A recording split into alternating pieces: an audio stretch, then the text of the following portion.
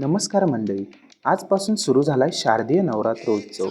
आज आपण आलोय दख्खनचा राजा श्री ज्योतिबाच्या दर्शनाला.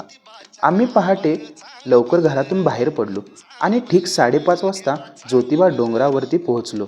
आता आपण दक्षिण दरवाजातून आत प्रवेश करत आहोत आणि तुम्ही पाहू शकता येथे दुकान मांडणीची चालू असलेली लगबग. आपण दरवाजातून आत येताच पाहू शकतो ते दख्खनच्या राजाचे मंदिर व शिखर जे आकर्षक विद्युत रोषणाईने नटलेले आहे.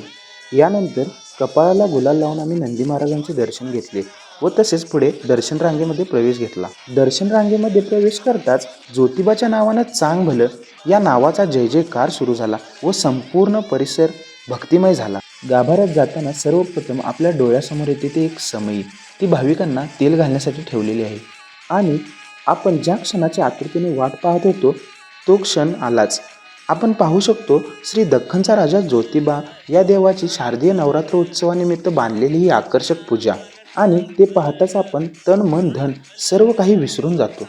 यानंतर आम्ही कामधेनूचे दर्शन घेतले व तेथे मिळणारे तीर्थही घेतले व पुढे ज्योतिबा देवाची उत्सव मूर्ती पाहण्यासाठी निघालो.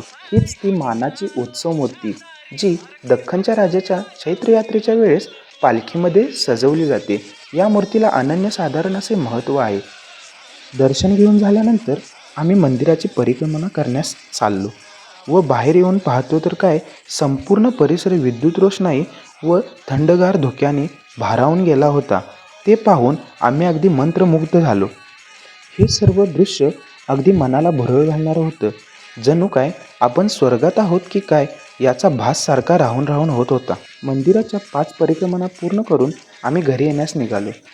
तर हा आमचा ज्योतिबा दर्शनाचा एक छोटासा अनुभव तुम्हाला कसा वाटला हे कमेंटमध्ये नक्की सांगा व श्री दत्त मंदिर कोगे या यूट्यूब चॅनेलला सबस्क्राईब करायला विसरू नका. श्री गुरुदेव दत्त.